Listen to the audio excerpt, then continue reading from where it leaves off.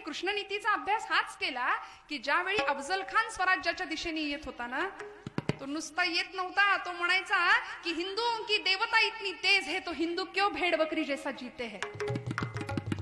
हा पंढरपूरचा विठोबा शिवाजी राजाला ताकद देतो काय, ही तुळजापूरची तुळजा भवानी शिवाजी राजाला ताकद देते काय. म्हणून अफजल खानाला खरं तर अगदी नॅशनल हायवे होता स्वराज्यात यायला, पण तो आला नाही, तो तुळजापूर मार्गे आलाय प्रतापगडाच्या पायथ्याशी. खरं तर सरळ येऊ शकत होता विजापूरहून डायरेक्ट प्रतापगडापर्यंत, सरळ रस्ता आहे की नाही. आता तर हायवे, म्हणजे आता नाही यायचा तो, आहे की नाही, सरळ रस्ता होता. पण नाही, त्याला असं वाटलं की ही भवानी तलवार राजाकडे, ही भवानी राजाला ताकद देते तुळजापूरची.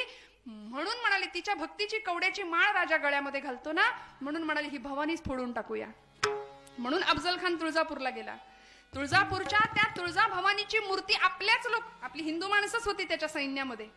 का आमची मनगट मेंदू मरूनच गेला होता, आमची बाजूच नव्हती आम्हाला, आमचं सिंहासन नव्हतं आम्हाला, आमची छत्र चामरं नव्हती आम्हाला, आम्ही दुसऱ्यांच्या चाकऱ्या करण्यातच आयुष्य घालवलं. आणि आजही फार काही वेगळं नाही करत आहे. विठ्ठल विठ्ठल.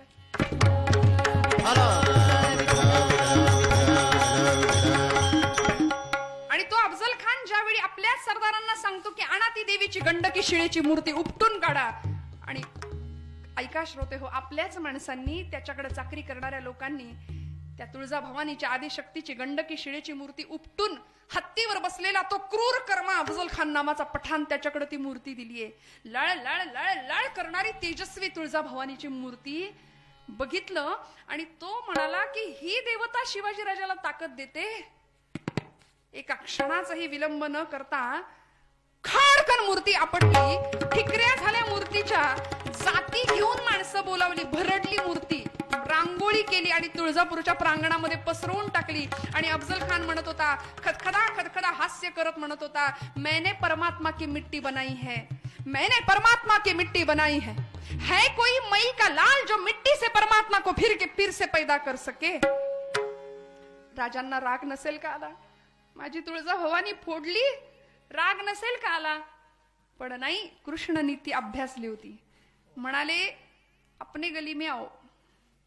आणि मग जेव्हा प्रतापगडाच्या पायथ्याशी, खरं तर पंढरपूरला सुद्धा तो गेला होता, पांडुरंगाच्या मूर्तीला सुद्धा तो हात लावणार होता, पण आमच्या काही भक्तांनी मूर्ती लपवून ठेवली म्हणून ती सुरक्षित राहिली पांडुरंगाची.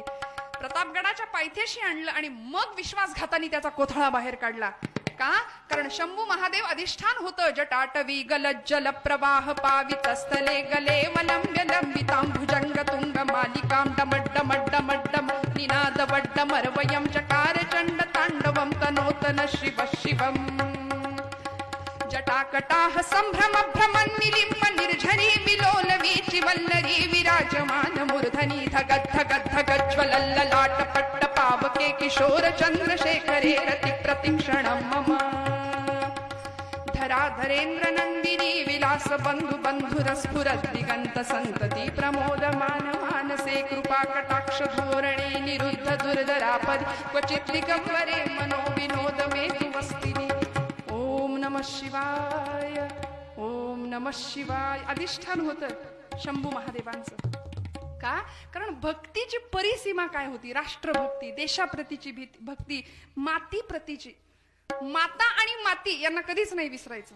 जन्म घेतो मातेच्या उदरामध्ये आणि जायचंय शेवटी मातीमध्ये. माता आणि माती या एका वेलांटीचा फरक म्हणजे आमचं सगळं आयुष्य आहे, लक्षात घ्या. आणि म्हणून असा अध्यात्म, अशी भक्ती आम्हाला कळावी, नामस्मरण घडावा, महापुरुषांचा संतांचा संग आम्हाला घडावा, ही एकनाथ महाराजांची अपेक्षा आहे. हाची माझा नेम सिद्धी नेई. आणि मग हे सगळं झाल्यानंतर काय घडावं? पायी तीर्थयात्रा मुखी रामनाम, हाची माझा नेम सिद्धी नेई. काय हुशार आहेत संत बघा. माझा नेम तू सिद्धीला ने म्हटले, माझं काम तूच कर देवा. आणि देव सांभाळतो भक्ताला, भगवंत भक्ताला सांभाळतो. अनन्याश्चिंतयन्तो माम ये जना पर्युपासते योगक्षेमं वहाम्यहं. सगळा योग भगवंत वाहतो भक्ताचा. आम्हालाच असं वाटतं मी करतो मी करतो मी करतो, पण नाही, सगळं सोपवावं त्याच्यावर. बघेल ना तो. विश्वास ठेवूया थोडासा, संतांवर ठेवूया, भगवंतावर थोडासा ठेवूया आणि आपलं कर्म, आपले प्रयत्न उत्तम प्रकारे करत राहूया. पायी तीर्थयात्रा, नाथांनी मागणं मागितलं, माझ्याकडून तीर्थयात्रा घडू दे. सगळ्या संतांनी तीर्थयात्रा केलीये, स्वतः ज्ञानराजांनी तीर्थयात्रा केली, 1 वर्षाची तीर्थावळी केली. ज्ञानराज नामदेव महाराजांना म्हणाले, नाम्या चल तीर्थयात्रेला बाहेर पड. नामदेव महाराज काय म्हणायचे माहितीये का? नाही, माझा पांडुरंग विटेवरच आहे. कारण लहानपणापासून तोच पांडुरंग नामदेवांकडून जेवला होता, खेळला होता, हसला होता, बोलला होता, त्यांच्या कीर्तनात नाचला होता. नामदेव महाराज म्हणायचे, माझा पांडुरंग विटेवर आहे, मी त्याला सोडून कुठे नाही जाणार. पण ज्ञानदेवांना कळत होतं. म्हणाले, नाम्या शिंप्याच्या जातकुळी जन्माला आलास ना वेड्या, जगाला कळू दे रे नाम्या की नामदेव नावाचा शिंपी हा फक्त कपडे शिवणारा शिंपी नाही, अवघा देश आणि अवघा प्रांत शिवायला निघालाय प्रेमाच्या धाग्यानी आणि भक्ती नावाच्या सुईनी. अवघा प्रांत जोडला नामदेव महाराजांनी आमच्या. बाहेर पडले 1 वर्ष ज्ञानदेवांबरोबर आणि पुढची 40 वर्ष एकनाथ नामदेव महाराज स्वतः एकटे फिरले, तीर्थयात्रा केली. आणि तीर्थयात्रा केल्यानंतर कळालं की माझा पांडुरंग फक्त राऊळात नाही, तो कुठे?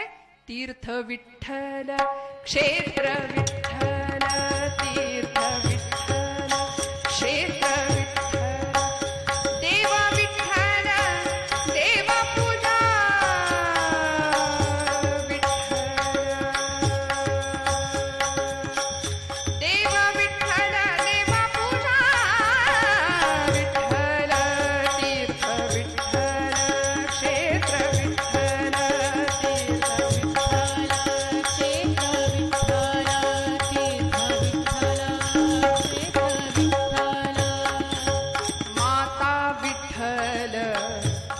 विठ्ठल, कुठे भगवंत? आईच्या चरण स्पर्शात आहे, बापाच्या चरण स्पर्शात आहे आणि त्यालाच आम्ही विसरतो.